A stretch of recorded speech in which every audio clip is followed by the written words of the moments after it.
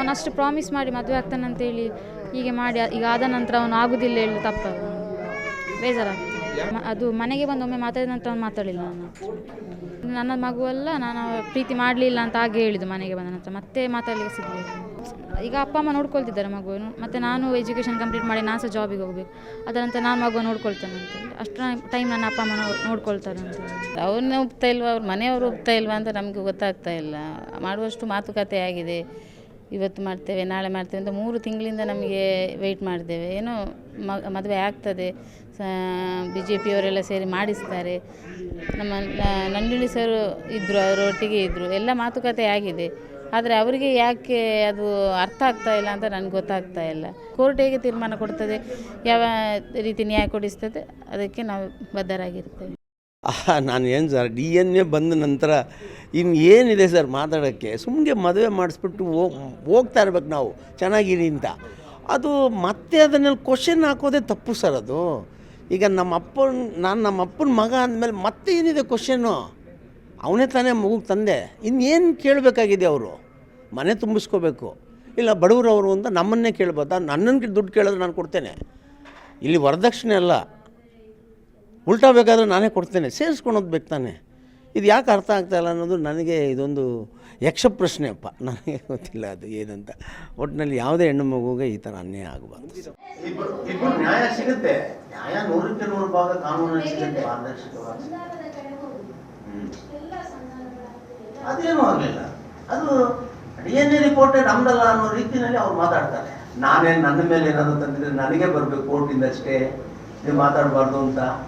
ಆದರೆ ಹೋರಾಟ ಮಾಡಿ ಅವರು ಎಷ್ಟು ಅವ್ರನ್ನ ಬೇರೆ ರೀತಿಯಲ್ಲಿ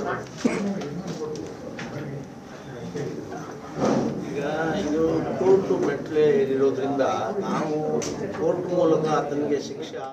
ಅವನಷ್ಟು ಪ್ರಾಮಿಸ್ ಮಾಡಿ ಮದುವೆ ಆಗ್ತಾನಂತೇಳಿ ಹೀಗೆ ಮಾಡಿ ಈಗ ಆದ ನಂತರ ಅವನು ಆಗೋದಿಲ್ಲ ಹೇಳಿ ತಪ್ಪಲ್ಲ, ಬೇಜಾರಾಗ್ತದೆ. ಅದು ಮನೆಗೆ ಬಂದು ಒಮ್ಮೆ ಮಾತಾಡಿದ ನಂತರ ಅವನು ಮಾತಾಡಲಿಲ್ಲ.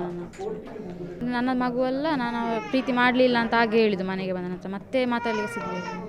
ಈಗ ಅಪ್ಪ ಅಮ್ಮ ನೋಡ್ಕೊಳ್ತಿದ್ದಾರೆ ಮಗುವನ್ನು, ಮತ್ತು ನಾನು ಎಜುಕೇಷನ್ ಕಂಪ್ಲೀಟ್ ಮಾಡಿ ನಾನು ಸಹ ಜಾಬಿಗೆ ಹೋಗಬೇಕು, ಅದರ ನಂತರ ನಾನು ಮಗುವನ್ನು ನೋಡ್ಕೊಳ್ತೇನೆ ಅಂತೇಳಿ ಅಷ್ಟು ಟೈಮ್ ನನ್ನ ಅಪ್ಪ ಅಮ್ಮ ನೋಡ್ಕೊಳ್ತಾರೆ ಅಂತ. ಅವ್ರನ್ನ ಒಪ್ತಾ ಇಲ್ವಾ, ಅವ್ರ ಮನೆಯವರು ಒಪ್ತಾ ಇಲ್ವಾ ಅಂತ ನಮಗೆ ಗೊತ್ತಾಗ್ತಾ ಇಲ್ಲ. ಮಾಡುವಷ್ಟು ಮಾತುಕತೆ ಆಗಿದೆ, ಇವತ್ತು ಮಾಡ್ತೇವೆ ನಾಳೆ ಮಾಡ್ತೇವೆ ಅಂತ 3 ತಿಂಗಳಿಂದ ನಮಗೆ ವೆಯ್ಟ್ ಮಾಡಿದ್ದೇವೆ. ಏನೋ ಮದುವೆ ಆಗ್ತದೆ, BJPಯವರೆಲ್ಲ ಸೇರಿ ಮಾಡಿಸ್ತಾರೆ. ನಮ್ಮ ನಂಜುಂಡಿ ಸರ್ ಇದ್ದರು, ಅವರೊಟ್ಟಿಗೆ ಇದ್ದರು, ಎಲ್ಲ ಮಾತುಕತೆ ಆಗಿದೆ. ಆದರೆ ಅವರಿಗೆ ಯಾಕೆ ಅದು ಅರ್ಥ ಆಗ್ತಾ ಇಲ್ಲ ಅಂತ ನನಗೆ ಗೊತ್ತಾಗ್ತಾ ಇಲ್ಲ. ಕೋರ್ಟ್ ಹೇಗೆ ತೀರ್ಮಾನ ಕೊಡ್ತದೆ, ಯಾವ ರೀತಿ ನ್ಯಾಯ ಕೊಡಿಸ್ತದೆ, ಅದಕ್ಕೆ ನಾವು ಬದ್ಧರಾಗಿರ್ತೇವೆ. ನಾನು ಏನು ಸರ್, DNA ಬಂದ ನಂತರ ಇನ್ನೇನಿದೆ ಸರ್ ಮಾತಾಡೋಕ್ಕೆ? ಸುಮ್ಮನೆ ಮದುವೆ ಮಾಡಿಸ್ಬಿಟ್ಟು ಹೋಗ್ತಾ ಇರ್ಬೇಕು ನಾವು ಚೆನ್ನಾಗಿರಿ ಅಂತ. ಅದು ಮತ್ತೆ ಅದನ್ನೆಲ್ಲ ಕ್ವಶನ್ ಹಾಕೋದೇ ತಪ್ಪು ಸರ್. ಅದು ಈಗ ನಮ್ಮ ಅಪ್ಪನ ಮಗ ಅಂದಮೇಲೆ ಮತ್ತೆ ಏನಿದೆ ಕ್ವಶನ್ನು?